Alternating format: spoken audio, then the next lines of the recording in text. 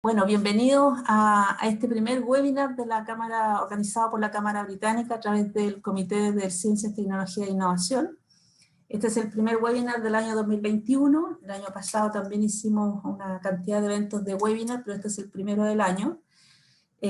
Primeramente, dar la bienvenida a todos los que están participando, los que están sumándose, los que están llegando por el tiempo que dedican.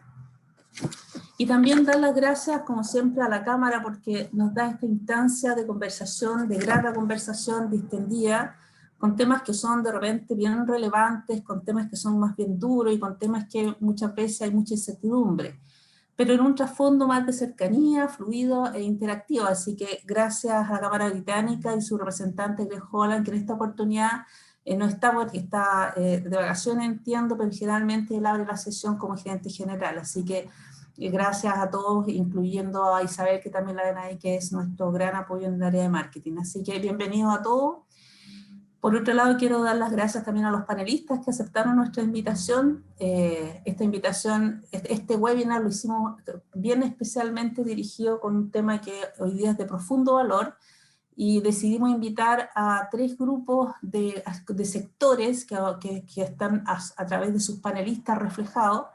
Quisimos invitar a una empresa que estuviera en el rubro de salud, que fuera una clínica que viviera el día a día. Quisimos invitar a una empresa que fuera de innovación, que estuviera 100% dedicada a todas las herramientas hoy día que hay para el desarrollo de la estrategia de datos o el desarrollo de inteligencia artificial. Y también quisimos obviamente invitar al Ministerio de Ciencia, que así como muchas veces ha aceptado nuestras invitaciones, lo queríamos presentar acá hoy día porque también nos da un poco la ruta de lo que viene o lo que se acerca a nuestro país. Así que bienvenidos a todos, a nuestros panelistas, y bueno, espero que les guste la sesión. Lo primero que los quiero invitar a llamados a todos los que están sumándose, que este webinar es más bien un conversatorio, así que en cualquier momento ustedes por favor súmense a las preguntas, hay un chat abierto, vayan haciendo preguntas, nosotros vamos a ir seleccionando preguntas y se las vamos a ir haciendo a los panelistas, ya sea por nombre, apellido o abierta, como ustedes estimen conveniente. Dado eso y dicho eso, entonces, para no quitar más tiempo, me presento primero a los panelistas y después les voy a dar el contexto. Como representante de la clínica o de una institución que hoy día es bastante grande y que está también en proceso de transformación y que todo el mundo la conoce, he invitado a Jorge Mujica. Jorge Mujica, gracias por estar acá, gerente de tecnología de Bupa Chile. Jorge es ingeniero civil informático de la Universidad Técnica Federico Santa María, con magíster en inteligencia artificial y sistemas distribuidos. También tiene estudio en Big Data en Massachusetts Technology Institute en Estados Unidos, y también posee estudios de psicología informática y gestión del cambio de la Universidad de Sorbonne en Francia. Ha liderado diferentes proyectos en diferentes áreas, en diferentes también países, yo diría continentes, entre Europa y Latinoamérica, con diferentes cargos relevantes en empresas como IBM y Sky Airlines. Siendo investigador y activista en el uso racional de la tecnología en la vida de las personas, ha liderado decenas de estudios sociales, buscando detectar patrones de comportamiento utilizando tecnología semántica, modelos de comportamiento de salud, y fue co-creador del sistema que algunos de ustedes lo deben haber escuchado, IBM Watson en español, para análisis cognitivo y oncológico. Así que bienvenido, Jorge Mujica. Muchas gracias. Paso también a indicar un poquito la biografía de Rubén Rojas, que también aceptó nuestra invitación. Rubén es director ejecutivo de la empresa Fractal EDM, que es un equipo de profesionales unidos por el objetivo de mejorar los resultados que importan al paciente, su entorno y su sistema de salud. Es economista de salud, posee estudios también en el Reino Unido como PhD en Health Economic and Decision Science de la Universidad de Sheffield. También es candidato a Master Science en Economic Evaluation for HTA en la Universidad de York, y tiene estudios también en Estados Unidos en Harvard Business School, junto con otros grados como Value-Based Healthcare, Behavioral Economics, Outcome Research and Corporate Strategy. Así que bienvenido también, Rubén. Gracias, Joana. Un placer. Muy agradecido. Muchas gracias. Y por último, invitamos al Ministerio de Ciencia y tenemos su representante a través de Carlos Ávila, quien es asesor futuro del gabinete del ministro de Ciencias Andrés Kub, quien lo representa. Actualmente es el coordinador de la Política Nacional de Inteligencia Artificial en Chile, liderada por el Ministerio de Ciencia. Él es ingeniero civil y magíster en Ciencias de la Ingeniería de la Pontificia Universidad Católica de Chile. Fue consultor del Banco Interamericano de Desarrollo para la instalación del Ministerio de Ciencia y Tecnología con conocimiento e innovación, así que tiene la historia del principio de este ministerio que ha tenido tanto avance, sobre todo en los últimos años, y que ha estado bastante lleno ahí de trabajo. Así que bienvenido a todos los panelistas, bienvenido Carlos también. Muchas gracias, Joana, feliz de estar acá. Gracias. Bueno, como contexto y un poco para poner un tema de conversación en la mesa que es álgido, pero queremos tocarlo de la forma más simple posible para que llegue a la mayor cantidad de auditores posible. Como contexto les cuento que el año pasado en los webinars cerramos en diciembre con 2 webinars que un poco reflejaron lo que fue el año o las temáticas principales del año. Por ahí por diciembre, cuando estábamos todos tratando de cerrar como podíamos el año, un webinar con educación que reflejaba muy bien lo que había pasado en Chile y en todo el mundo en cuanto al nuevo escenario y la forma de educar. Y el segundo era relacionado con toda la tecnología a disposición del sector de salud, que en ese momento era eminentemente COVID, básicamente, y todo lo que había avanzado exponencialmente y todo lo que habíamos traído de tecnología o compartido, colaborado y transferido desde otros países en tecnología y también, por supuesto, el desarrollo de la vacuna.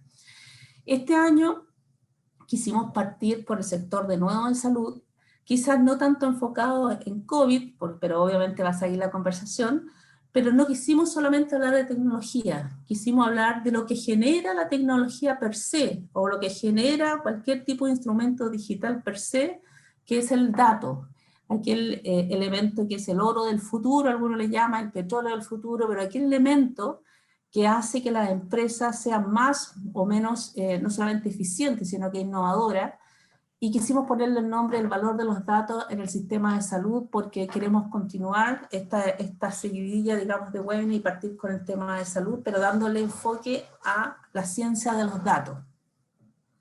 Como algunos de ustedes saben, la ciencia de los datos es una disciplina que usa los datos para extraer conocimiento e ideas. Es un campo multidisciplinario en continuo desarrollo que involucra conocimientos de negocios, ciencias, en computación, estadística. Hoy día ya no se habla tampoco de sectores o sector etario que lo usa, sino que están los perennials, aquellas personas de diferentes grupos de edad que se juntan en torno a un propósito, desarrollan temas de innovación de diferentes etapas de la vida. En los últimos 10 años, una combinación explosiva del mayor uso de Internet, la capacidad de almacenamiento creció exponencialmente, todos lo sabemos. La capacidad de una por otro lado, para competir, innovar el volumen de datos, está relacionada también con los recursos internos, con los recursos externos, pero también con la colaboración mundial. Las organizaciones que están básicamente dirigidas en las decisiones basadas en datos, saben que los datos son su principal activo estratégico y que reflejan toda la experiencia de la organización, todo lo que se podría generar en un registro en los sistemas a cada segundo en todo el mundo, y todo puede servir y con todo se puede aprender. Yo creo que esa es la gran era en la que entramos hace un tiempo y obviamente se vio acelerada en el último año a propósito del COVID porque necesitábamos sobrevivir, y para sobrevivir necesitábamos entender un poco lo que había detrás de la tecnología, el uso de los datos. Si pudiéramos analizar los datos históricos junto con el impacto social que se define en políticas preventivas, campañas de salud, ambiental, laboral, políticas públicas para el desarrollo de la educación de la salud, estudios, probabilidades, aparición o continuidad de enfermedades, fortalecimiento de vigilancia de brotes epidémicos y evaluación de la calidad de los servicios médicos, si pudiéramos quizás perfeccionar todo lo que ya tenemos, iríamos evolucionando mucho más rápido, seguramente. Y algunos hablan por ahí de si hay una segunda ola epidémica, la curva es mucho más corta hoy día porque ya se tiene experiencia también en el manejo de los datos, en desarrollar alguna cura. Pero por otro lado, el desarrollo de la alfabetización de los datos, los profesionales de salud, los médicos, es sumamente importante en un mundo donde todos son datos, y en particular en el sector salud, como se demostró ya en COVID. Desafortunadamente la alfabetización de datos en la fuerza laboral es pobre aún. En términos de cómo acceder, de cómo comprender, de cómo utilizarlo. Necesitamos mejorar esto para que también que cuando proporcionemos las herramientas y tengamos la tecnología disponible, se les pueda usar de mejor manera y efectiva y mejorar los resultados de la salud de la población. Y por último, cuestiones como solicitud de consentimiento de las personas, aseguramiento de la calidad de los datos que yo estoy usando para tomar alguna decisión estratégica, confidencialidad de los mismos, procedimientos legales que deben existir, el cifrado de los datos, el manejo, la garantía, la transparencia, son temas que todavía están en discusión en algunos países y son temas relevantes. Junto a esto se nos viene todo lo que es neuroderecho, por otro lado. Y así seguimos con esto, en la ruta, diría yo, de la aceleración de la inteligencia artificial y en la ruta más bien de un crecimiento acelerado, de entendimiento de los datos para un mejor uso en Chile y en el mundo. Así que, dicho eso, paso a conversar directamente con nuestros panelistas, con algunas preguntas que preelaboramos. Les vuelvo a indicar, esto está abierto, así que todo aquel que quiera hacer preguntas, por favor hágala con el chat y las vamos a ir intercalando con estas preguntas que preparamos, pero la idea es que sea un conversatorio bastante liviano, que ustedes se sientan también confortables y que puedan ir también aprendiendo de esta experiencia, colaborando con todos nosotros. Bueno, voy a abrir con una pregunta y voy a invitar a Jorge que parta con el desarrollo de esta pregunta para que después el resto se vaya sumando, obviamente, desde sus posiciones y desde su experiencia. Jorge, hoy día como sociedad, ¿estamos preparados, o como empresa, o como profesionales, para hacer una experiencia positiva del uso de los datos, engrandecedora del uso de toda la información que diariamente se genera, no solamente en los campos donde estamos, sino que en la sociedad, en Chile y en el mundo? ¿Estamos preparados a hacer frente a tanta información? ¿Cuál ha sido tu experiencia? Yo pienso que no.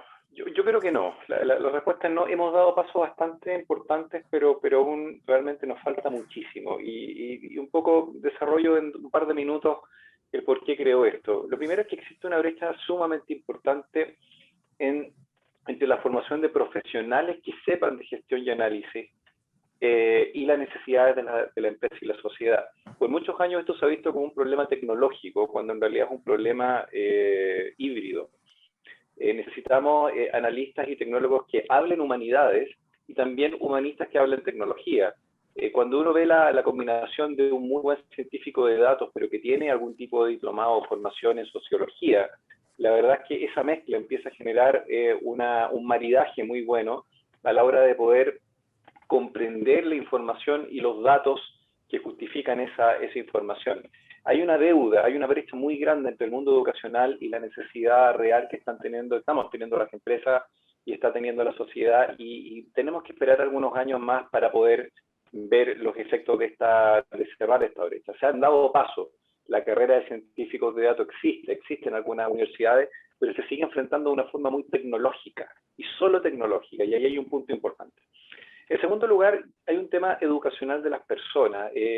Normalmente las personas no leen los términos y condiciones, por ejemplo, de un servicio en la nube, simplemente aceptan para poder pasar rápido al respecto, y al final del día eso tiene mucho que ver con la privacidad.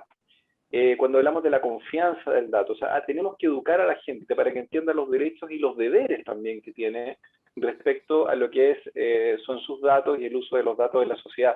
Esto me recuerda mucho a lo que pasó con el e-commerce alguna vez y las tarjetas de crédito, que había desconfianza en lo que era el e-commerce, la gente no se atrevía a poner la tarjeta de crédito, pero también faltaba mucha educación, y estamos en ese punto de inflexión, intentando avanzar en esta nueva cultura del dato.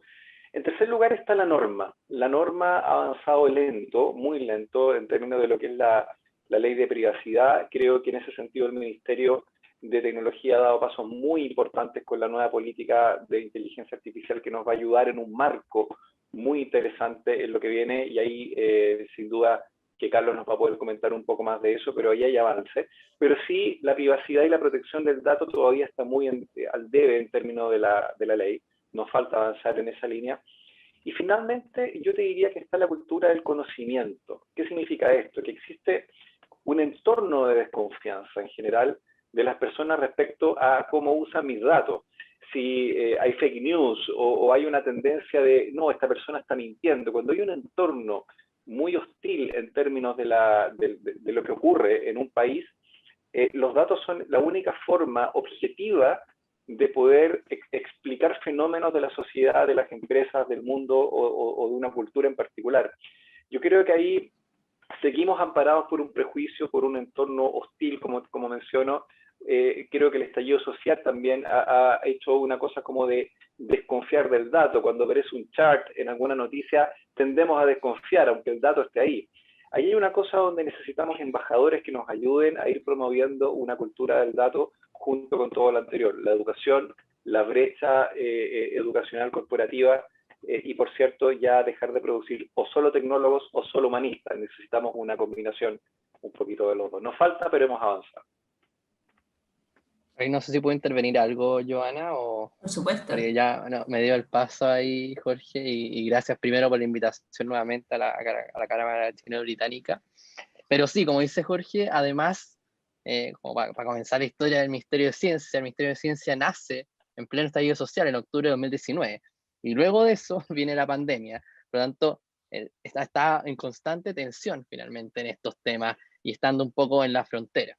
En ese sentido, como decía Jorge, exactamente nosotros hemos estado trabajando y a pesar de ello, nosotros en septiembre de 2019, perdón, julio-agosto empezamos con de 2019 empezamos con el proceso de diseño de la política nacional de inteligencia artificial, donde en su momento estuvo José Antonio Gurí, que tal vez algunos lo conocieron, bien nombrado y día asesor del Ministerio de Economía, y yo tomé esta posta ahora más bien en lo que es la implementación. Para darle un contexto y relacionado al tema del dato, y puedo contar después más experiencias asociadas a lo que es la mesa de datos COVID, hoy día nosotros vemos también que hay brechas, como dice Jorge, totalmente. Y por eso definimos lo que fueron 3 ejes en la política de inteligencia artificial. Primero, asociado a lo que son factores habilitantes. Un segundo, asociado a lo que es desarrollo y adopción de la inteligencia artificial. Y otro que tiene que ver más, poco más de varios temas, pero principalmente es ética, aspectos regulatorios. Tenemos todo lo que es el tema de sesgos de género, ciberseguridad, que también es súper relevante. En el primer eje es donde está sí o sí el tema del dato. Creemos que como factores habilitantes tenemos lo que tiene que ver con el desarrollo de talento, y que Jorge lo mencionó bastante bien. Hay una brecha enorme en los niveles educacionales, o sea, desde el escolar hasta el posgrado. Y ahí quiero hacer un punto, una iniciativa que tenemos nosotros, que es una mesa técnico-profesional, en la cual estamos trabajando. También lo invitamos a los que estén acá, si quieren participar me pueden contactar. Es una instancia que hemos estado armando en el ministerio, lideramos nosotros con el sector público, sector privado y parte de los más grandes CFT y IP de Chile, en donde también vemos ese sesgo, que es básicamente no hay una brecha entre los profesionales, como decías tú, Jorge, y qué está pasando hoy día en la industria, qué es lo que estamos buscando. Por lo tanto, es una buena instancia también de conversación. Eso en temas de talento, que en todos los niveles vemos brechas. Luego lo tiene que ver con infraestructura, conectividad, y por último, por lo que estamos hoy día, datos. En temas de datos tenemos una cantidad, o sea, desde lo que es la interoperabilidad de los datos, lo que tiene que ver con el uso de los datos, para qué se usan los datos, qué objetivos se tienen con los datos, la confianza que hay en el ciclo de los datos. Y en eso también, y un poco lo que fue la experiencia, y no quiero lanzarlo todo ahora, pero también la experiencia del COVID, y también lo que hemos estado viendo, porque el Ministerio de Ciencia también cuenta con una fundación que se llama el Data Observatory, que fue la que nos empezó el apoyo, que es una fundación en la que participa fuertemente la Universidad Adolfo Ibáñez, Amazon Web Services, el Ministerio de Economía y el Ministerio de Ciencia. Y ellos fueron los que nos apoyaron en primera instancia. Se dedican principalmente ahora a temas de datos astronómicos, pero cuando empezó toda la pandemia del COVID-19, el tema del dato era fundamental. Y gracias a ello podemos empezar en una gesta de cómo al final reportamos el dato, cómo se usa el dato, como también lo reportamos a la población en general. Y hoy día existe, entre varias instancias, ahí voy a comentarlas después, pero también generamos un repositorio de datos COVID en el cual fueran transparentes, todo está conectado con el Ministerio de Salud, con los reportes que se generan todos los días, reporte diario, reporte epidemiológico que se genera cada 2 días, los índices de vacunación, por ejemplo, y también otros datos que se van interoperando y que yo puedo ir cruzando. Por lo tanto, totalmente de acuerdo en que un factor evitante que también tiene que haber un ciclo de datos claro y que busque también el almacenar, la curatoría del dato, lo que es el tratamiento de datos, tiene que ser súper claro y tiene que tener un objetivo, un propósito definido también, lo que genera confianza y con lo que vamos a trabajar también. Perfecto. Yo voy a hacer algún alcance desde la perspectiva de salud. Estoy muy de acuerdo con lo que decía Carlos y Jorge respecto de estas brechas. Quizás el sector de salud tiene más brechas que otras, ¿no? La banca está súper bien estructurada, uno ve que transfiere dinero por el celular, compra cosas por el celular, después, no sé, ve una película en Netflix y todo eso va haciendo mucha generación de datos y todo funciona súper bien. Yo la otra vez hice un curso en Estados Unidos y estaba de mi compañero, era el gerente de marketing de Netflix, el director global de marketing, y me decía, tú supieras la cantidad de experimentos que hace Netflix contigo sin tú darte cuenta, porque en algún momento, cuando te suscribiste, le pusiste clic, como decía Jorge, al acepto términos y condiciones, para ellos después empezar a usarte como conejillo de indias, de qué es lo que te sugieren, primera cosa, no sé, lo más visto, después, y hacen experimentos contigo. De hecho, hay un rating de asociación entre las películas que has visto sobre las nuevas, entonces te dice, hay un 90% de que, no sé, likelihood de que te guste, por ejemplo, ¿cierto? Entonces, y cuando uno va a la salud, lamentablemente tenemos el sistema particionado con una llaga o con un cataclismo, el sistema público del privado. Hoy día en el sector privado hay mejores datos que en el público, estamos todavía lejos de poder tener buena calidad, pero en el público es triste la brecha, es decir, uno, por ejemplo, con algún médico o servicio de salud que sea motivado, digamos, uno dice ya, pongámonos a medir cosas. Entonces, ya y uno se va, por ejemplo, a estudiar a la jerarquía de los outcomes en salud que tiene Michael Porter y que revisó, ¿cierto?, infraestructura, datos clínicos, resultados intermedios, resultados finales, y diseña toda una maravillosa como Disney World, ¿cierto? Y después llega al servicio donde se entrega la salud, al CEFAM, a la atención primaria, y ve que el dato existe, pero está protegido para la empresa que tiene el software que ocupa el CEFAM. Entonces, un caso triste que nos pasó en Antofagasta el año pasado fue que tuvimos que contratar 6 meses a 2 enfermeras para sacar desde la pantalla de un sistema que no tiene salida el dato de la glicemia basal, la presión arterial, el examen del filtrado glomerular de los riñones, no sé, el colesterol, etcétera, para después meterlo en nuestros modelos predictivos. Y tenía que leer la pantalla y escribirlo en un notebook al lado, con toda la cantidad de posibles errores que eso puede significar, ¿cierto? En el fondo.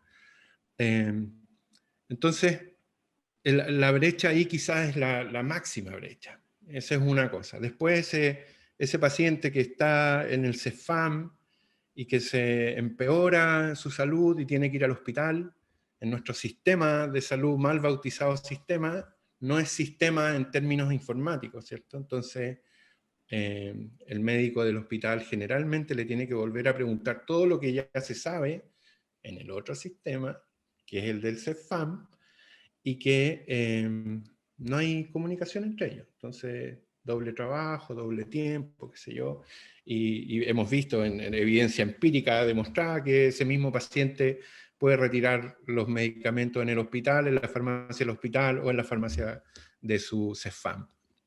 Entonces, sí, aquí las brechas son escandalosas quizás en la parte pública.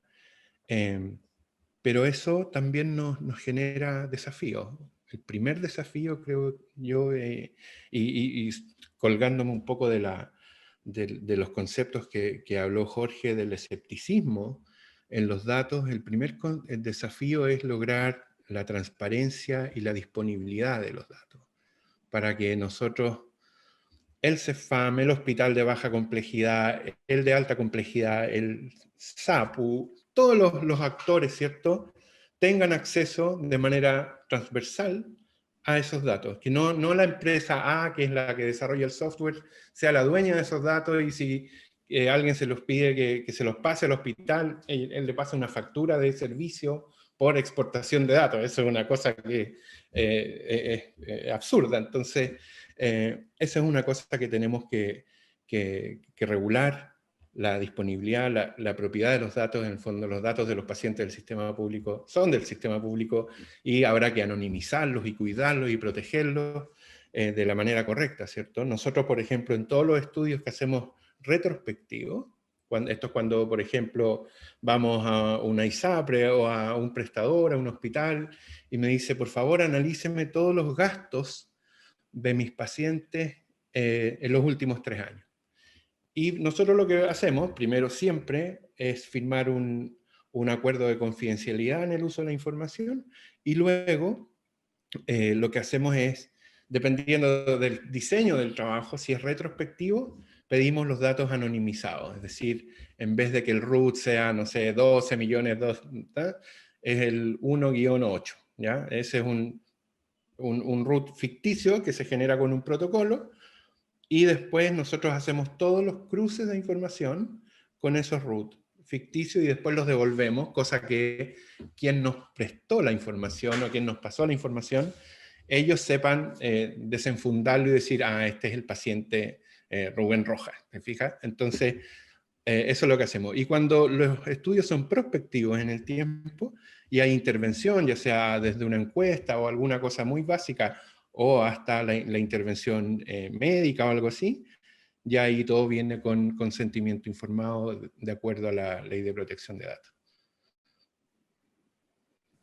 Súper buena, mira, Rubén, te agradezco mucho. Voy a tomarme incluso del ejemplo que diste antes de hacer la otra pregunta, pero quiero animarlo ahí a los que están más tímidos a hacer preguntas por el chat, para aprovechar así también el tiempo, porque tenemos el tiempo exacto en 1 hora, así que aprovechemos ahí a hacer las preguntas. Pero voy a tomarme de lo que nos contaste de la experiencia, Rubén.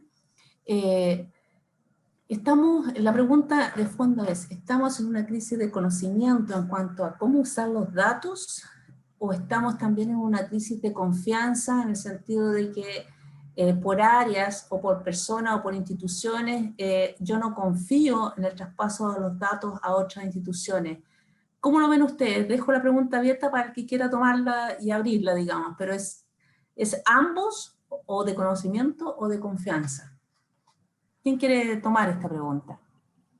Yo comienzo. La verdad es que ambas. Hay un tema bien interesante aquí en términos de lo que es la palabra crisis, ¿no? Que la palabra crisis, para empezar, ya genera una cierta, un cierto rechazo. Crisis al final es punto de inflexión, y eso hay que tomarlo desde el lado, si es cóncavo o convexo. Lo que queremos es que justamente sea un punto a favor. Cuando hablamos de confianza, la verdad es que cuando conozco, sé en qué confiar y en qué no. O sea, yo sé el color que estoy viendo con mis ojos, y creo que muchas veces con los datos termina ocurriendo una cosa como eso. Si el origen de la información es válida, tiendo a confiar. Y en ese sentido, cuando son mis propios parámetros, me estoy haciendo un examen de sangre, por ejemplo, y está haciendo ese procesamiento, sé que el dato que está saliendo, o confío que el dato que salga es el correcto. Puedo desconfiar de la interpretación del dato, que es el momento en el cual empezamos a hablar de conocimiento y empiezan a aparecer otras vertientes. Por lo tanto, si hay una crisis, yo creo que la desconfianza que hablábamos hace un tiempo contribuye mucho a esa crisis, y creo que la respuesta y la política nuevamente de inteligencia artificial va a tener un rol muy protagónico en este punto, de entender cuáles son los orígenes válidos de los datos. Al tener claro el origen válido y entender cómo se forma ese origen válido, Lo que viene después es una interpretación, que ya es un terreno subjetivo, pero el dato en sí mismo es algo que va a ser irrefutable. La información que emane de eso va a tener una primera línea de subjetividad y el conocimiento va a ser lo que cada uno adquiera a partir de esa información. Así que hay una crisis de conocimiento, sin lugar a duda, emanada en gran medida de una crisis de confianza y de un desconocimiento de cuáles son las fuentes válidas realmente en Chile en diversas materias de datos. Solo puedo confiar, y ese es el pensamiento del ciudadano en general, solo confío en lo que tengo, sé el color de mi piel, sé la sangre que tengo, sé mi grupo sanguíneo, toda esa información de lo que yo creo, de los datos que yo genero, en eso sí puedo confiar. Pero si aparece una entidad externa que no sé de dónde sacó el dato que tiene, evidentemente que eso va a originar una crisis final de conocimiento en la sociedad y en las empresas. Súper. Muchas gracias, Jorge, por haber tomado el paño. Voy a pasar a Carlos porque voy a aprovechar de hacerle al tiro la pregunta. Si quieres contestas la otra también en complemento, pero también te voy a hacer la pregunta que llegó ahí para no dejarla sin contestar de Macarena Gatica. Pregunta para Carlos, dice, como bien dices, el COVID más que nunca dejó de manifiesto el uso de los datos. La mesa de COVID, datos sensibles de salud y de geolocalización por la trazabilidad del comercio electrónico, nuestros hábitos personales, teletrabajo, la educación en línea. Sin embargo, todo sin un marco legal. ¿Será que como país no les damos importancia que tienen a nuestros datos? ¿Por qué no se le reconoce la importancia del proyecto de ley de protección de datos? Que no sé, ahí también a lo mejor es parte de otra institución, pero si nos puede también apoyar ahí con esa respuesta, te lo agradecemos tomando también el paño de la otra. Sí, no, voy a tomar esta de Macarena Gatica, Alessandri, si no me equivoco, así que bueno, participó de nuestras mesas autoconvocadas por la otra cámara, la AmCham, no es la competencia, pero por esto, me acordaba. No, buenísima pregunta, Macarena. Nosotros creemos que hay que hacer una tremenda concientización y por eso también el proyecto, lo que fue el proceso de la política de inteligencia artificial fue un proceso bastante participativo. Este proceso fue bastante de generación de concientización, de comenzar a hablar de estos temas, de que hicieran sentido, de hablar de estos tres ejes. Y en esto participaron más de 5.000 personas, hicimos más de 14 webinars, más de 15 si no me equivoco, hablando de temas de cambio climático, temas de salud. Ahí tuvimos a Juan Velázquez, experto también de la Universidad de Chile, participando con nosotros hablando de estos temas. Y totalmente, o sea, totalmente de acuerdo en que hay que hacer una concientización, hay que mostrar, como decía Jorge, con respecto a temas de privacidad y protección, o sea, los términos y condiciones hoy día se aceptan solamente, y esos son datos que son el petróleo de los algoritmos y al final de la toma de decisiones. Por tanto, creo que hay que hacer una concientización. Hoy día estamos trabajando con grupos que se generan de estas mesas autoconvocadas para también poner estos temas sobre la mesa y dejarlo de la ciudadanía y también tener una opinión informada de ellos mismos. Y con respecto, y aquí quería compartir algo que no sé si puedo ponerlo después en el chat para que los espectadores lo tengan, pero la mesa de datos COVID generó, y no sé si lo sabrán, pero generó un documento también con respecto a esta experiencia que fue la toma, o sea, finalmente la creación de lo que es el repositorio de datos COVID, cómo fue un poco el proceso del que hablaba Jorge, o sea, desde la generación, obtención y acceso al dato, lo que es almacenamiento y curatoría, después análisis y finalmente la visualización, y después uno da una vuelta a volver a generarlos, obtenerlos y tener el acceso. Entonces sí, totalmente en ese report también se visualiza y se explicita todo lo que hablaba Rubén. O sea, que hay un tema crítico en el sector público, se puede decir, en temas de datos, está funcionando como silos. Para nosotros como Ministerio de Ciencia también fue súper difícil empezar a trabajar con los datos y generar este piloto que fue este GitHub, que hoy día ya está súper consolidado con 82 data products, más de 900.000 personas lo han visitado. Tenemos ya 100.000 descargas de estos datos que están aquí. Se han generado 35 apps que son de la ciudadanía y también está siendo usado en un curso de formación de talento Data Science. Por lo tanto, sí, totalmente que hay que empezar a abrir estos datos, empezar a hacerlos transparentes, mostrar esta ruta del dato que es súper interesante, y no solo interesante, sino que también le da confianza al dato porque se sabe de dónde proviene, qué significa. Y con respecto, para no hacerme hacer la vista gorda a lo que es el tema del proyecto de ley de datos personales, nosotros hacemos la distinción, y en el documento que les voy a compartir ahora cuando deje de hablar, es importante la urgencia. También como lo que es los temas de ciberseguridad. es súper importante darles urgencia. Nosotros no somos el que está como el que está a cargo de estos proyectos, pero claramente tenemos una coordinación interministerial. El Ministerio, o sea, la Política Nacional de Inteligencia Artificial cuenta con un comité de expertos a nivel nacional y también con un comité interministerial, en donde están estos ministerios que están a cargo de estos temas. Por lo tanto, también hacemos una coordinación interna en donde se le reconoce mucha importancia, suma importancia, y tenemos que empezar a avanzar en esos temas. Es difícil, más aún en estos tiempos, pero sí concientizando, creemos nosotros, que desde la ciudadanía esté este tema de que los datos son un tema importante y uno puede dejarlos a cualquier persona. Creemos que también podemos impulsar este tipo de iniciativas. Gracias, Carlos. Voy a, junto con la otra pregunta ahí, para que también la enlace Rubén con la respuesta, entre crisis o confianza, crisis, conocimiento o confianza, pero también te voy a hacer la pregunta que nos llegó desde Antofagasta, Cristian Engelman. Dice, agrego a lo que dice Rubén, está el caso que cuando el paciente se mueve en regiones, sus datos no están en las otras instituciones de salud pública y privada. ¿Qué opinan de usar el método HL7 y FHIR? Así que parte por alfabetizarnos primero los conceptos, Rubén. Sí, bueno, son protocolos, ¿cierto? Y la gracia del protocolo es que cuando está dentro de un proceso, como definió Carlos, de repente el solo hecho de uno de establecer cuál es el proceso, como el profesor Norman Daniels en Harvard decía de un proceso que le llamaba Accountability for Reasonableness, que es como, digamos cuál es el proceso, si no nos gusta el proceso, cambiemos el proceso, pero confiemos en algo, partamos confiando en algo. El HL7 es un protocolo, y uno podrá criticarlo, pero ya partió con algo. Entonces, efectivamente, yo creo que independiente de cuál sea el protocolo, si es que uno armó el proceso, lo pone, lo explicita, y después lo somete a consulta pública, como por ejemplo hoy día en salud lo que pasa con la asignación de recursos en la ley Ricarte Soto, que hay un proceso que puede gustarte o no gustarte, pero está explícito, ¿ya? Y eso ya genera alguna disminución de la brecha de confianza. Respecto del conocimiento, quizás mucho más amplio la pregunta, pero tratando de focalizarlo en la salud también.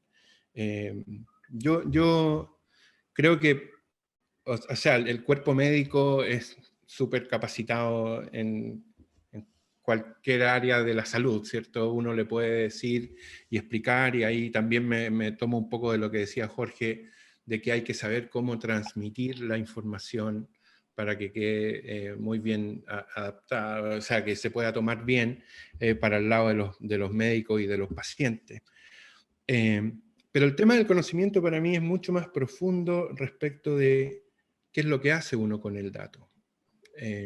Hoy día hay océanos de información respecto de, por ejemplo, las variables predictivas para la hipertensión, para la diabetes, la enfermedad renal, qué sé yo. Y podemos efectivamente hacer un súper seguimiento de, no sé, una población, imagínate, 10.000 personas hipertensas, y les tomamos la presión todos los días, le tomamos la glicemia, los pesamos, y cada 30 días le tomamos el colesterol y todo el tema, y tenemos una super big data, como le dicen, una mega registro. Y el tema es si es que ese es el resultado o ese es el objetivo. Porque si mi objetivo es estar haciendo análisis en la salud, puedo hacer 1000 análisis con eso, ¿cierto? Pero lo que nosotros proponemos desde nuestra empresa es que a partir de esos datos se generen, por ejemplo, clústeres de riesgo. Un paciente que hoy día todavía no tiene ninguna consecuencia grave en términos cardiovasculares, pero que una vez pasado por modelos predictivos te diga este paciente está en la zona más roja de todo el espectro de entre verde y rojo, digamos, pasando por el amarillo, ese dato, ¿cierto?, que es un resultado matemático de una cosa, de una fórmula, te llega ese de color rojo y el tema es qué haces con el color rojo. O sea, de hecho nosotros, muchas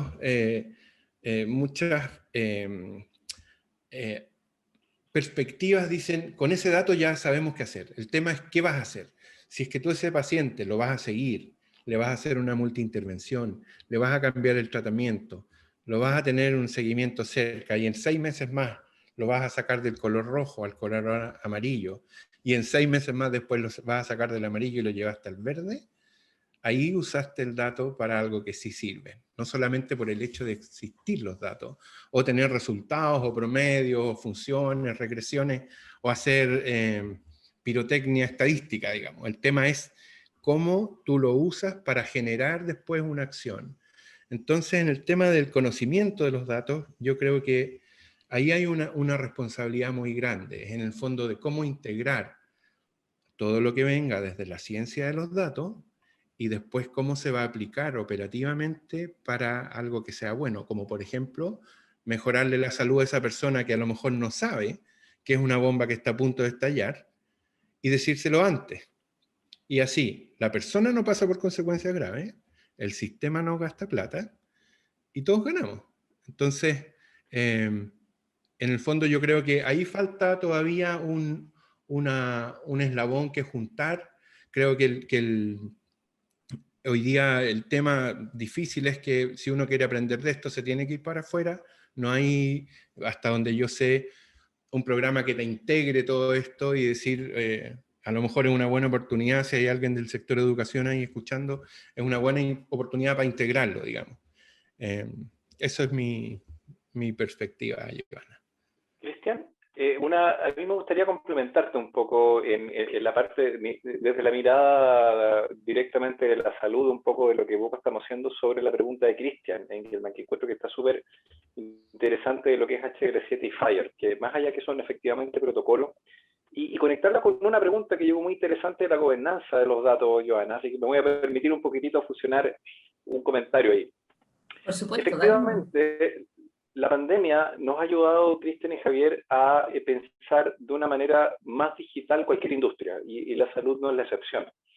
HL7 fue un protocolo, como justamente estábamos hablando, que su finalidad era la interoperabilidad, siempre ha sido la interoperabilidad, de poder comunicar sistemas de salud como SWIFT es en la banca de alguna forma, HL7 lo es en la salud, y FHIR simplemente fue una evolución más tecnológica del mismo concepto. Pero la primera reflexión es que la data es del paciente, no es de la institución de salud. Por lo tanto, cuando uno lo mira, y eso es lo que pensamos en Bupa, ¿no? Que la data está en una ficha médica, y esa ficha médica, nosotros como empresa custodiamos esa data, pero no somos propietarios de esa data. Por lo tanto, si un paciente da un consentimiento para que esa data se mueva por protocolo HL7 a otra institución, creo que ese es uno de los pasos más fundamentales en la evolución tecnológica de la salud que tenemos que vivir, aún más con la telemedicina. Convengamos que la telemedicina ha permitido que la salud llegue a sectores del país donde no había ni siquiera un centro médico, o una clínica, o un hospital, o mucho menos un quirófano. Entonces, cuando uno ve este panorama, HL7 se presenta, pero de una manera fantástica, más que el protocolo, como una forma de poder garantizar esa intercomunicación de esa ficha médica, de esos datos, con consentimiento, y desde ahí empezar a generar conocimiento de manera global. Y esto lo podemos ver de dos formas.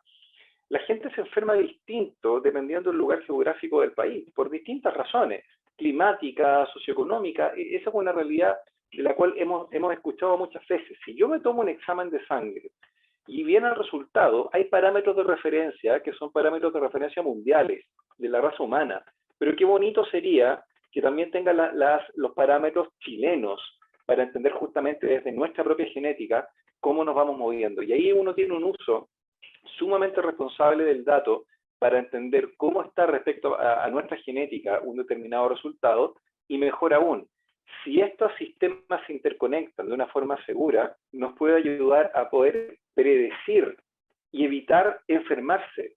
La gente lo que quiere es no enfermarse. No nos queremos enfermar, y ese es uno de los puntos más importantes de la interoperabilidad como oportunidad para el país. de hacerlo de forma segura con un protocolo central y poder tener una gran red interconectada como de energía, pero esta vez de sistemas tecnológicos en salud para poder potenciar una mejor salud en general en el país. Y en eso, Javier, tienes toda la razón, se necesita gobernanza, se necesita empezar a aplicar los procesos, los modelos y entender del ecosistema global cómo poder hacer una mejor experiencia. Si voy a urgencia a las 3 de la mañana y no tengo un vehículo, integrar algún tipo de servicio vehicular, ¿no es cierto?, como los que hoy existen en distintas ciudades, para que toda esa experiencia quede interconectada. Entonces, veamos HL7 como un punto tecnológico, pero más que todo como una oportunidad de interoperabilidad. Ese es realmente el problema de fondo y la oportunidad que tenemos en adelante, y al menos en Bupa lo estamos viendo muy en ese terreno, el ecosistema de salud. Eso, solo un complemento a lo que estábamos hablando. Súper, gracias. Bueno, recordarle ahí que Carlos nos compartió material importante ahí para que lo puedan copiar en el chat, lo puedan sacar en el PDF, así que recordarle ahí para que lo saquen. Quiero compartir algunas cosas que nos han llegado. Sonia Espinosa, totalmente de acuerdo con Jorge, dice, interoperabilidad es una palabra que aún es poco conocida y la pandemia demostró que aún nos falta mucho en ese sentido. Para un uso efectivo de información son claves la interoperabilidad, los estándares y las terminologías. Por otro lado, viene otra pregunta, Alejandro Mauro. Desde su perspectiva, si uno ya tiene toda la información de los pacientes, diagnósticos, resultados, exámenes, imágenes, y un modelo predictivo que pueda indicarnos que el paciente tiene alto riesgo, por ejemplo, ¿debería solicitarse consentimiento informado al paciente para ser contactado o para darle feedback preventivo? ¿O debería ser contactado para más que no se tenga consentimiento informado por el riesgo que el paciente tiene? ¿Dónde está la línea? ¿Hasta dónde deberíamos llegar? ¿Quién toma esta pregunta? Parto yo. Está muy buena la pregunta. Son esas zonas grises que solamente expertos como Alejandro las pueden ver así quizás más claro. Yo creo que el tema de fondo en el fondo es ya, una vez que la institución sabe que ese paciente es un paciente de alto riesgo, debiera ingresarlo quizás a un programa específico de pacientes de alto riesgo, como hoy día se está hablando mucho de las IPUs o de las unidades integradas de práctica, en la cual los pacientes se caracterizan según riesgo y entran, ¿cierto?, a un cuidado especial. En ese momento, sí, hay que decirle, según su examen de sangre, por ejemplo, o su examen de orina, o múltiples exámenes. Nosotros hoy día tenemos una caracterización que dice que usted tiene que estar bajo un cuidado especial, y ahí efectivamente hacerle el consentimiento informado, porque va a haber una intervención específica, no es solamente la cajita con pastillas, probablemente va a haber una cosa multi-intervencional. Y luego va a haber que tomarle los resultados para ver si efectivamente esa intervención tuvo o no el efecto esperado. Entonces, yo creo que sí, hay que primero ingresarlo a un cuidado específico, y en ese mismo momento sí pedirle el consentimiento informado.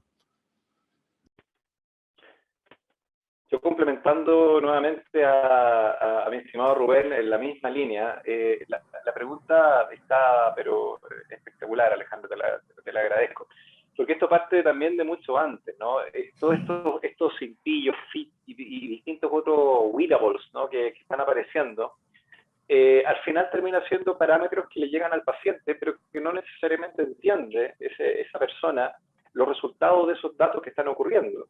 El otro día me llegó a mi casa un cintillo para poder leer patrones cerebrales, que, para ser honesto, entiendo el 9-10% de lo que figura como resultado, por lo que malamente voy a poder hacer un diagnóstico a partir de esos wearables. Por lo tanto, la pregunta es, ¿qué está en el medio? Al menos la opinión que tengo un poco está en un concepto como de un plan o algún tipo de innovación disruptiva que ayuda a crear un layer en el cual hay un consentimiento dado para que alguien esté monitoreando, alguien que tenga las competencias, un servicio que tenga las competencias, está haciendo este monitoreo, desde ahí empezar a tener un nivel de diagnóstico, más que tener un conocimiento por en el fondo, tener un preconsentimiento global como un marco, un acuerdo marco, ¿no? Una cosa así, para que algún emprendimiento, y aquí creo que hay mucho espacio para emprender en Chile, pueda estar monitoreando algunos de estos parámetros y entregar feedback en tiempo real. Pero insisto, nuevamente que hay un tema de modelos de referencia chilenos para que esto tenga sentido. Ahí hay un espacio, yo creo que como país tenemos un tremendo potencial en las empresas y en la población para hacer algo bien disruptivo y que nos ayude a prevenir. Si soy un runner y salgo a correr todos los días, o soy un ciclista y hay parámetros que me ayudan a ver la eventual enfermedad que podría tener a los huesos por estar trotando 9 horas al día, no lo hago yo, digamos, pero podría ser el caso, que bien vendría tener una capa protectora al respecto. Así es que creo en el preconsentimiento, Alejandro, absolutamente, y hay todo un espacio ahí enorme entre la data de laboratorio, más la data de wearables, más un preconsentimiento para poder tener una cosa muy disruptiva y muy necesaria. Yo sé que nos queda poco, quiero ir un paso más atrás, y ahí bien cortito, porque también en la política de inteligencia artificial nosotros tenemos un tercer eje que es el de ética. Yo creo que este tipo de conversaciones es súper importante tenerlas en el marco ético y que nosotros generemos esas propias discusiones de qué decisiones vamos a tomar al respecto sobre estos temas. Yo encuentro que la discusión entre Rubén y Jorge, gracias a la pregunta de Alejandro, es súper interesante y da hasta por una mesa para ver qué vamos a hacer nosotros como Chile. Lo que ocurre hoy día y un poco también la motivación de la creación o el diseño de esta política de interés artificial fue que nos dimos cuenta en 2019 que este tipo de discusiones éticas, por ejemplo, vehículos autónomos, por decir algo, cuando tienen que decir, si tuvieran que decir en algún momento si el algoritmo va a atropellar a una señora mayor, a un grupo de niños, en algunos países ya está discutido, está siendo discutido. Pero en Chile hoy día no tenemos una concepción al respecto, porque todavía no han llegado, con respecto a qué hacemos en esos casos. Cómo al final, qué sesgos tienen los algoritmos. ¿Qué hacemos en estos casos que uno tiene toda la data del mundo y uno puede decir que esta persona de verdad tal vez debería solicitar el consentimiento informado o tal vez hay otra posición en algún momento que diga no, se le informa al tiro porque esta persona está en riesgo, donde no tiene por qué firmar nada. Entonces, ese tipo de discusiones como las que estamos teniendo ahora, que también queremos levantar a través de la política en estos temas que son variados, o sea, estamos hablando de la salud hasta temas tal vez climáticos, es súper importante armarlas, tenerlas, generarlas y sentarnos a conversar como país qué queremos hacer, y no, obviamente vamos a tener como ejemplo los países del hemisferio norte, totalmente, pero también nosotros decidir en base a esas discusiones qué queremos hacer nosotros y qué decidiríamos nosotros en este tipo de casos. Eso es súper importante. Sí, Carlos, en la misma línea voy a juntar como dos preguntas ahí que hay que son más para el Ministerio, no sé si el MinSal o el Ministerio de Ciencia, pero la pregunta complementaria de Christian Engelmann de acuerdo a lo que ve respecto a los estudios que se podrían hacer, los avances, en fin, la segmentación de datos, que se necesita básicamente un marco de gobernanza en todos estos temas, y otra pregunta que también tiene que ver con el tema del uso de los datos. Entonces, que es un poco lo que hemos estado hablando, pero específicamente estos temas sé que están en la palestra de distintas instituciones. El Ministerio de Ciencia está englobando como paraguas o está haciendo partícipe de estas mesas de gobernanza de datos o cómo es el uso, la política. Está en mute. Estoy muteado, caí, así que no había pasado.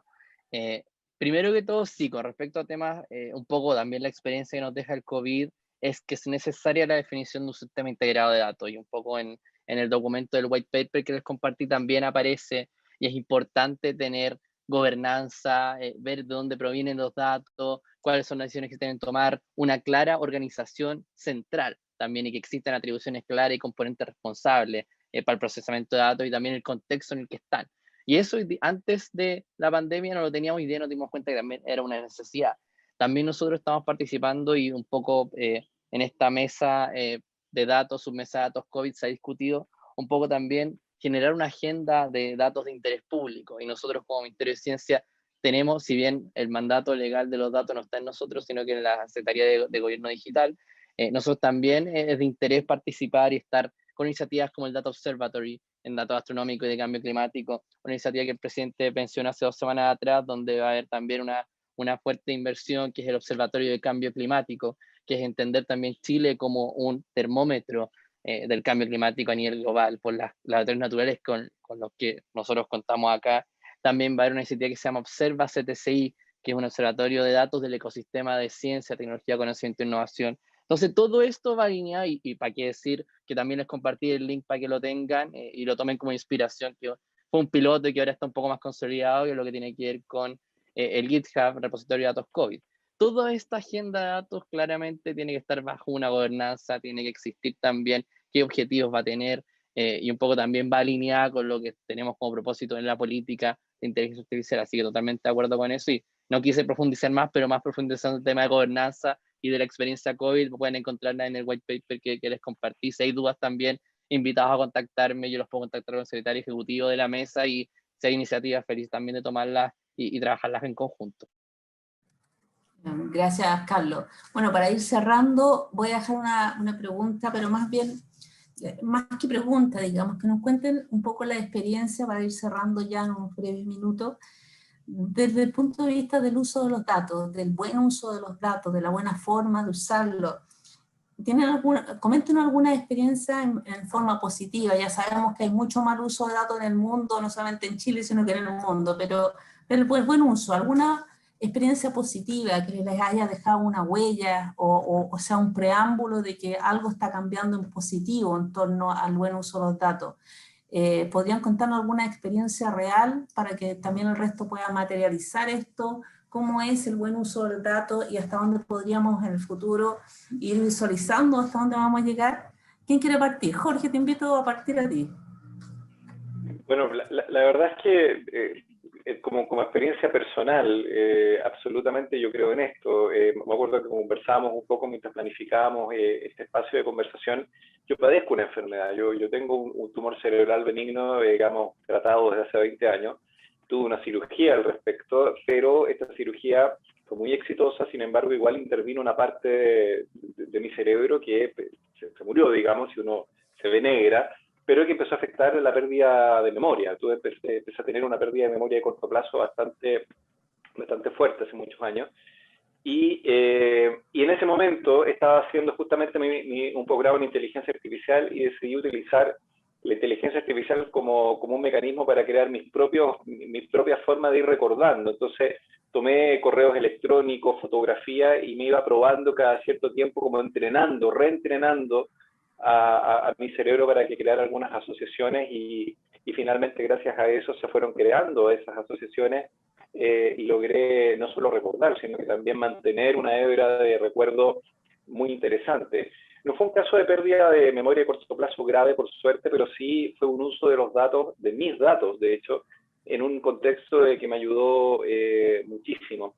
Por lo tanto, soy el primer creyente de todo lo que estamos hablando. La inteligencia artificial y la data se transformó en mi prótesis. Hoy en día sigo ocupando esos algoritmos todos los días, y creo que estas prótesis que son como intangibles, que muchas veces pueden ser los datos, nos pueden ayudar a salvar vidas, a prevenir enfermedades, y desde ahí poder tener gente más sana. A nosotros en Bupa nos gusta mucho las vidas sanas, largas y felices, y probablemente los datos son un conducto absolutamente irrefutable y aportativo para poder llegar a ese espacio. Así que desde una vivencia personal eficaz y que me cambió la vida y me la salvó, literalmente, creo que tenemos que dar pasos muy importantes en nuestro país en ese lado. Esa es mi historia, al menos, para compartir una vivencia específica.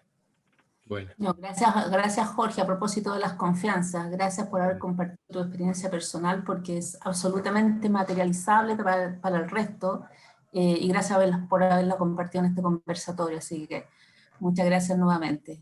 Seguimos, ¿quién quiere seguir? ¿Ven, Jorge? Sí, por el lado de nosotros en Fractal, estamos hace más de un año ya trabajando con la Fundación de Salud del Teniente, la FUSAT, en la cual ellos tienen una población de 23.000 personas que se atiende. Ellos son un sistema cerrado, son como un mini país que asegura y presta los servicios de salud a la población, a su población. Entonces nosotros partimos con esta lógica del control de poblaciones mediante scoring de riesgo. Entonces, hoy día, por ejemplo, esas 23.000 personas, bueno, lamentablemente hay algunas personas que ya están muy deterioradas en su salud, ¿cierto? Ya tuvieron un par de accidentes cerebrovasculares, un infarto y están en diálisis. Entonces, ahí no hay mucho espacio de mejora, más que un buen cuidado paliativo, ¿cierto? Pero hay otro grupo, como les decía yo hace un rato, que tiene mucho potencial porque todavía no tiene daño, pero sí tiene mucho riesgo. Entonces, nosotros sí estamos haciendo este mapeo a partir de modelos predictivos en el área cardiovascular y respiratoria, y estamos proponiendo intervenciones. Entonces, aún todavía no tenemos el resultado, pero son grupos de personas con un alto potencial de consecuencias evitables. Así lo hemos definido nosotros. En el fondo, bombas que todavía no explotan, pero que queda poca mecha para que exploten, ¿cierto? Entonces, estamos a partir de modelamiento matemático predictivo, usando el modelo de Framingham en Estados Unidos, el UKPDS de Inglaterra y el CHARP, que son modelos de hipertensión, enfermedad renal y diabetes, para tomar toda la parte de cardiovascular, y con un modelo que construimos nosotros para las enfermedades respiratorias, EPOC y asma, para tomar a esas personas y decir, ok, estos grupos de personas son las que la misma prestadora de salud tiene que ir a buscarlo y decir, ¿sabe qué? Tenemos que ponerlo en un programa específico preventivo, pero ya preventivo avanzado, digamos, no es como la prevención primaria que hace el MISAL, así que es más, por ejemplo, más de hábitos o de cosas así. Esto es mucho más específico, porque su score de riesgo indica que ya está en la zona justo antes de. Y eso es un elemento que a mí me tiene muy contento. En la empresa somos varios trabajando con mucho corazón en esto, y espero en algún tiempo más poder darles resultados, porque hoy día todavía no hay, pero por lo menos ya se está haciendo algo por el lado nuestro, y cuando lo hemos circulado por el Ministerio de Salud les hace total sentido y hay algunos clics que ya están ocurriendo. Ojalá que pase. Carlos. Ahora yo, ¿no? No, Sí. ahí como la última palabra que voy a tener nuevamente, gracias Rubén, Jorge, Joana y Isabel por la conversación, y a todos los espectadores, súper interesante por hablar de estos temas y ponerlos sobre la mesa y seguir haciendo. Nosotros como ministerio lo vamos a seguir haciendo y haciendo estas discusiones, y ojalá lo vamos a hacer webinars de nuevo, lo hacíamos en las tardes. Y con respecto al tema como experiencia, cuando empezó recién la pandemia del COVID-19, nosotros como ministerio nos anticipamos en varios temas. Uno fue datos, la generación del repositorio de datos COVID, y ahí que también no solamente buscamos porque obviamente uno tenía la conciencia de que la pandemia había que ver la cantidad de contagiados, lamentablemente los números de fallecidos, pero también habían otros factores que pueden estar impactando porque no conocíamos bien lo que estaba ocurriendo. Por lo tanto, empezamos a buscar temas de transporte, ahí hicimos colaboraciones con el Ministerio de Transporte y Telecomunicaciones para tener datos de movilidad, con el mundo privado también, y a mí me tocó trabajar por mi formación con el Ministerio de Medio Ambiente, disponibilizando, poniendo a disposición datos asociados a lo que era el medio ambiente y la calidad del aire, que también al parecer había ahí una relación entre lo que eran los casos más severos de COVID y la calidad del aire. Eso también hizo que nosotros pudiéramos, un poco colaboraciones internacionales, toman estos datos, y ahí nosotros estamos colaborando con el Media Lab del MIT y también en colaboración con el Data Observatory, que fue un tremendo apoyo durante la pandemia y todavía lo sigue siendo. Y lo que hicimos fue, ellos ahí desde MIT hicieron un modelo que se llama el Vida Decision Support. Y este modelo tomó varias capitales del mundo, estuvo trabajando con Río, en Singapur, si mal no recuerdo, y Chile, y otros países más del mundo. Y lo que fueron haciendo fue tomar todos estos datos, y ahí uno ve al final el valor que tiene el dato. O sea, finalmente es el petróleo del siglo XXI. El dato, la generación de algoritmos, y poder tomar, en base a los datos que tenemos de todos estos distintos proxy, tomar una decisión de política pública.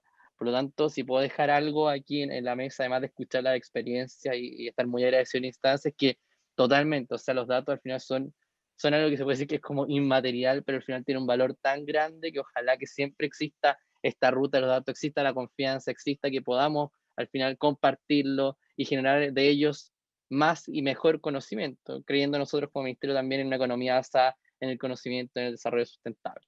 Así que, eso, muchas gracias. Yo, bueno, quiero terminar, yo creo que en una hora alcanzamos a cubrir casi nada de lo que pudiéramos seguir cubriendo, porque esto da para mucho, es un tema sumamente interesante, son distintas aristas, distintas vistas, pero sirvió así como un entremedio, un pequeño picoteo, digamos, de tener la visión general, como para dejarlos también ahí a la expectativa de lo que se puede hacer. O sea, este mundo, hoy día por ahí vi unos chats también ahí que habían, es colaborativo, entonces la idea es que colaboremos entre nosotros, ojalá sigan esta instancia de conversación, nosotros los invitamos a sumarse también a los comités que hay, ya sea en la Cámara o las mesas de trabajo que tiene el Ministerio de Ciencia, o colaborar incluso, seguir colaborando con este tipo de webinar entre todos, porque creemos firmemente que el mundo como estaba antes ya nunca va a ser igual.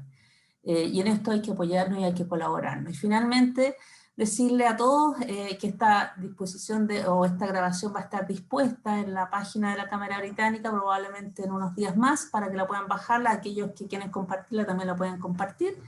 Y darle las gracias a todos los panelistas. Yo creo que estuvieron, más allá incluso de todo lo que habíamos conversado, pero salieron preguntas sumamente interesantes, así que les agradezco mucho haber aceptado esta invitación. Y bueno, vamos a seguir sumando y vamos a seguir haciendo otras iniciativas, las cuales ahí esperamos también que estén presentes, porque la experiencia que tienen es invaluable cada uno de ustedes. Les agradezco mucho el tiempo, nos pasamos unos minutitos, así que Isabel ahí después nos va a hacer llegar a todos seguramente el link con el webinar. Y bueno, sumar las gracias finales, esperemos vernos en otra oportunidad, en otro seminario. Y gracias a todos por los que están al otro lado de las cámaras, digamos, por haber compartido el tiempo. Muchas gracias a todos y que tengan buena tarde. Un abrazo, cuídense mucho. Muchas gracias, que estén muy bien. Igual. Gracias a todos. Gracias. Muchas gracias. Chao, chao. Chao.